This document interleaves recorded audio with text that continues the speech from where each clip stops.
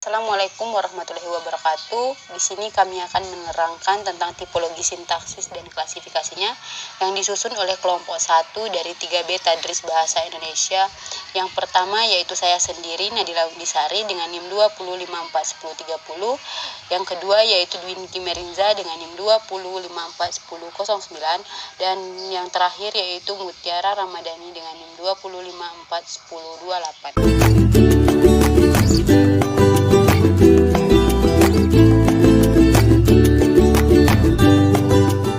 Dalam penjelasan tipologi sintaksis kali ini, terdapat banyak aspek yang belum menjadi area kajian linguistik, khususnya bahasa Indonesia, dari ruang lingkup tipologi bahasa. Tipologi yaitu pengelompokan bahasa berdasarkan ciri khas tata bahasa dan tata kalimatnya. Melinson dan Black 1981 1-3. Lebih jauh, Melinson mengemukakan bahwa bahasa-bahasa dapat dikelompokkan berdasarkan batasan-batasan ciri khususnya. Ciri khas struktural itulah yang menjadi pedoman area tipologi bahasa. Berdasarkan ciri khas tata kalimatnya, setiap bahasa di dunia memiliki ciri khas masing-masing struktur kalimat mereka. Yang pertama yaitu pengertian tipologi sintaksis. Tipologi sintaksis berasal dari kata tipologi dan sintaksis. Tipologi yaitu pengelompokan bahasa berdasarkan ciri khas tata kata dan tata kalimatnya. Melinson dan Black 1981 1-3. Istilah sintaksis langsung diambil dari bahasa Belanda yaitu sintaksis. Dalam bahasa Inggris digunakan istilah sintaks. Sintaksis ialah bagian atau cabang dari ilmu bahasa yang membicarakan seluk-beluk wacana, kalimat, klausa, dan frasa. Menurut Ramlan 2001-18.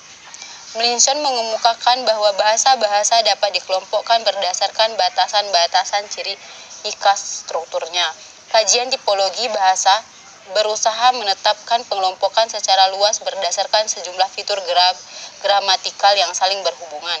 Tipologi bahasa sebagai cabang dari linguistik bandingan bahasa mengembangkan metode-metode khusus yang menghasilkan klasifikasi bahasa berdasarkan tipe-tipenya, yaitu menurut Melinson dan Black 1981 1-3. Klasifikasi bahasa berdasarkan tipologinya didasarkan pada kriteria leksikal dan kriteria strukturalnya.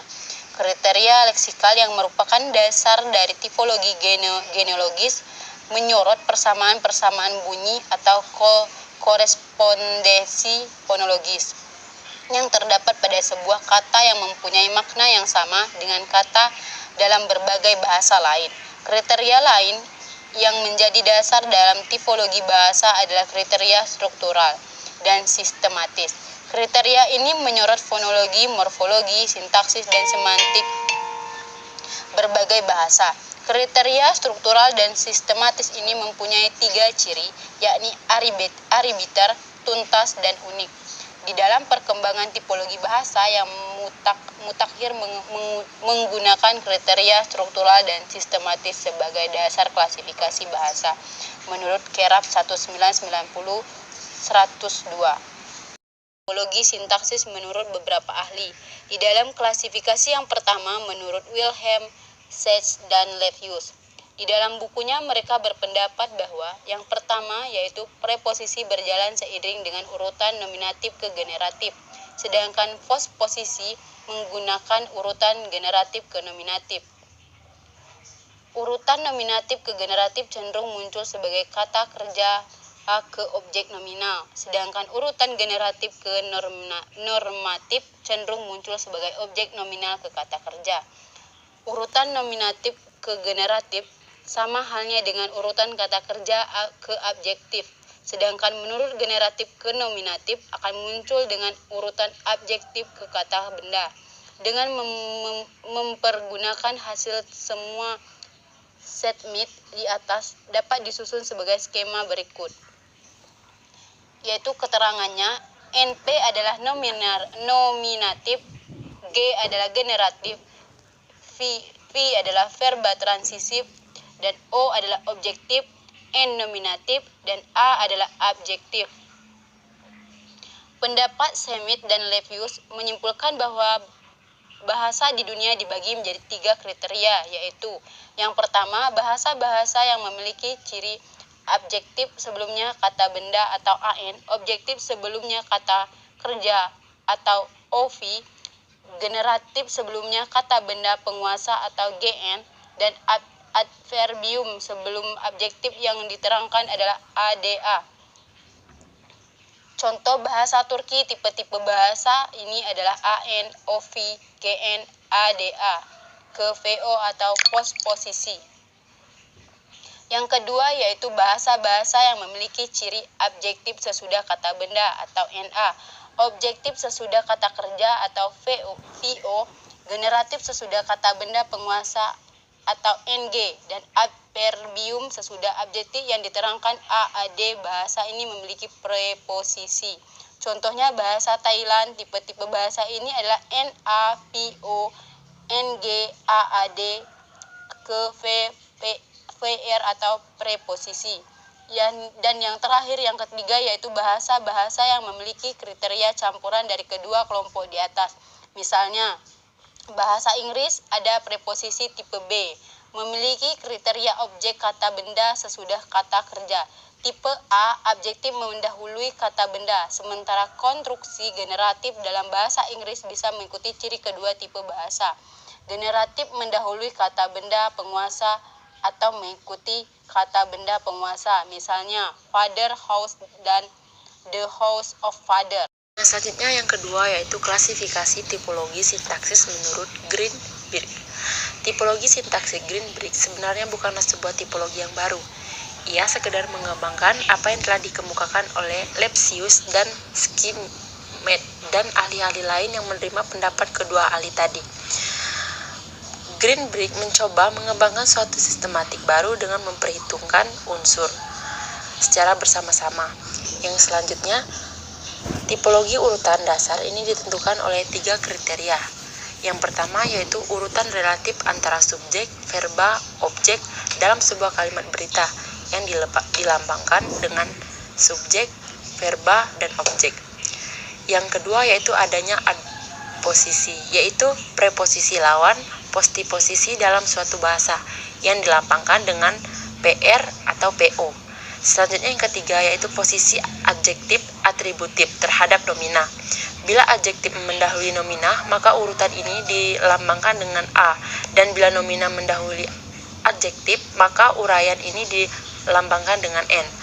Berdasarkan hasil penelaran atau kriteria yang pertama, secara potensial dapat diperoleh 6 pola kalimat, yaitu subjektif di awal, SOP, SPO, verba di awal, PSO, POS, objek di awal, OFS, dan OSP. Bahasa Latin dan bahasa Rusia misalnya dapat menggunakan ke-6 pola tersebut. Bahasa-bahasa lain lebih terbatas pola urutannya. Ada yang hanya memiliki 1 pola dominan, ada yang memiliki 2 pola dominan, dan sebagainya. Bahasa Indonesia hanya memiliki 1 pola dominan, yaitu SPO. Bahasa Jerman memiliki 2 pola dominan, yaitu SVO dan PSO, masing-masing untuk kalimat intromatif dan kalimat tanya, dan bahasa Latin dipergunakan 6 pola tersebut. Contoh kalimat bahasa Indonesia, Rina pergi ke sekolah. Yang kedua, bahasa Inggris, Rihanna go to the fish market. Yang ketiga, bahasa Jerman, kalimat dalam bahasa Latin dapat dilihat pada kalimat ayah mencintai putranya yang dapat diterjemahkan oleh SPO, pater diligit filiason, SOV, pater filiason diligit. Dalam bahasa Indonesia, kata ayah menduduki fungsi subjek karena posisi atau tempatnya mendahului predikat. Baiklah, saya Mutiara Ramadhani akan melanjutkan penjelasan yang ketiga, yaitu tipologi sintaksis menurut Lehman dan Veneman.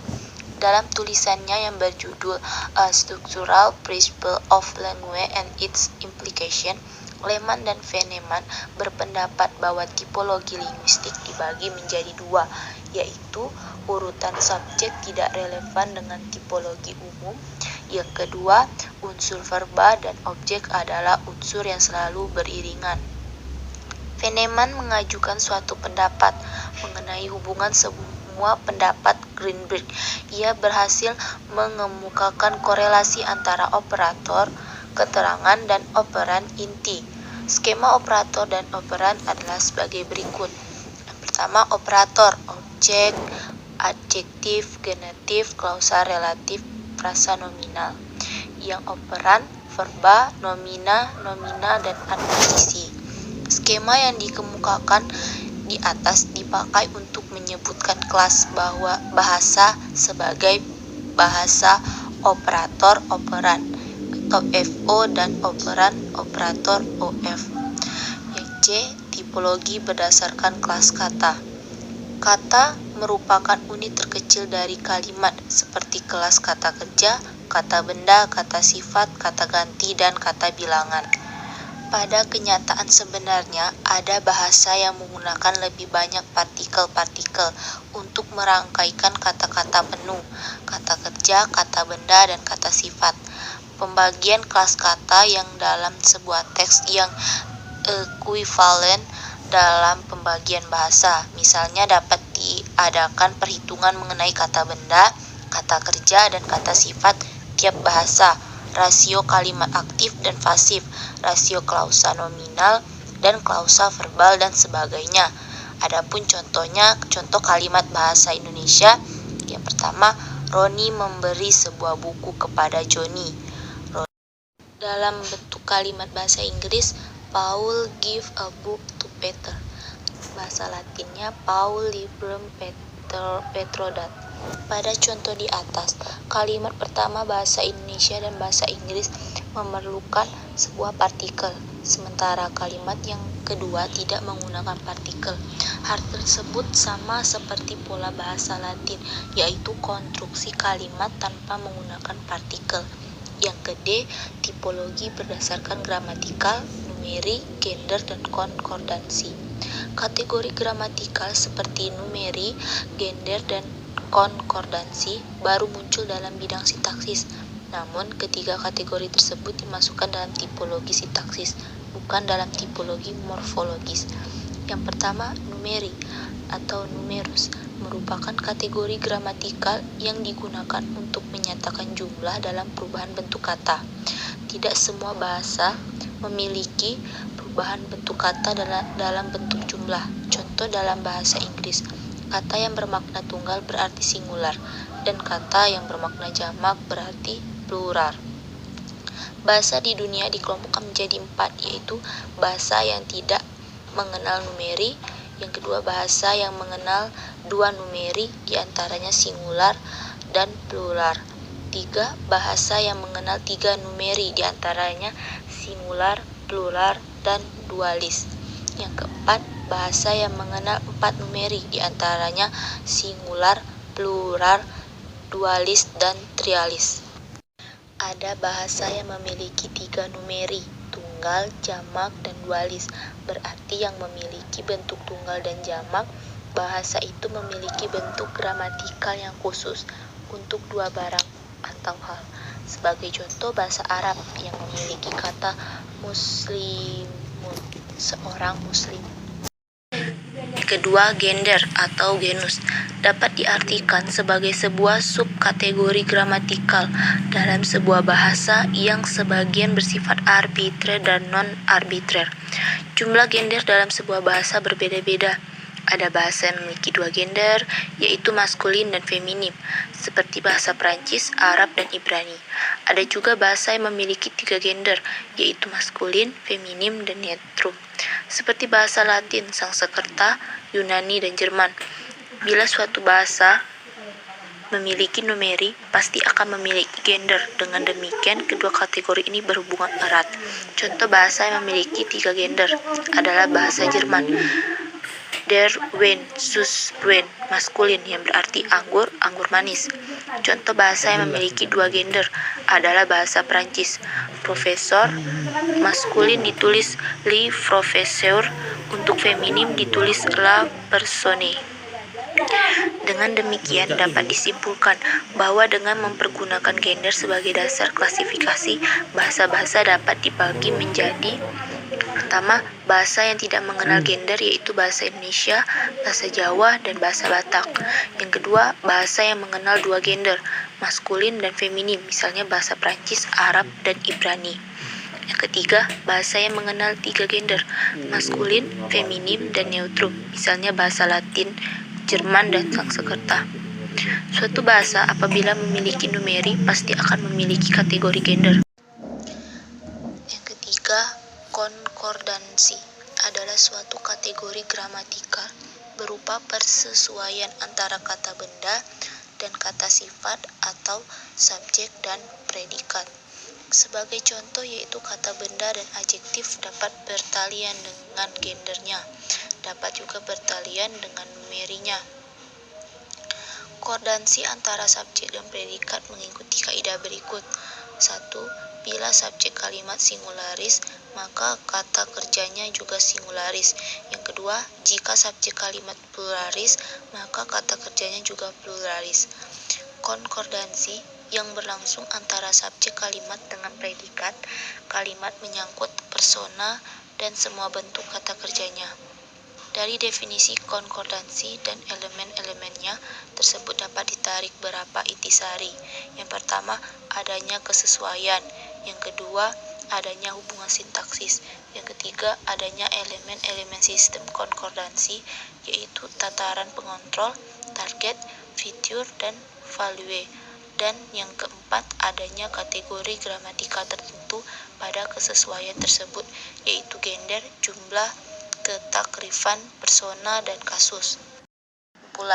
Kesimpulan yang dapat diambil yaitu tipologi sintaksis adalah hubungan antar kata dalam sebuah konstruksi di atas kata, masalah kelas kata, masalah gender, dan rasio antar kelas kata dalam sebuah teks. Kemudian pada pembagian kelas kata yang dalam sebuah teks yang diekuivalen dalam pembagian bahasa. Misalnya dapat diadakan perhitungan mengenai kata benda, kata kerja, dan kata sifat tiap bahasa. Pada kategori gramatikal ada 3, yaitu numeri, gender, dan konkordansi. Numeri adalah kategori gramatikal yang dapat digunakan untuk menyatakan jumlah dalam perubahan bentuk kata. Gender dapat diartikan sebagai sebuah subkategori gramatikal dalam sebuah kata, yang sebagiannya bersifat arbitrer dan non-arbitrer. Konkordansi merupakan suatu kategori gramatikal yang berupa persesuaian antara kata benda dan kata sifat, atau subjek dan predikat. Baiklah, itulah penjelasan dari kelompok kami. Apabila terdapat kesalahan, kami meminta maaf. Saya tutup. Wassalamualaikum warahmatullahi wabarakatuh.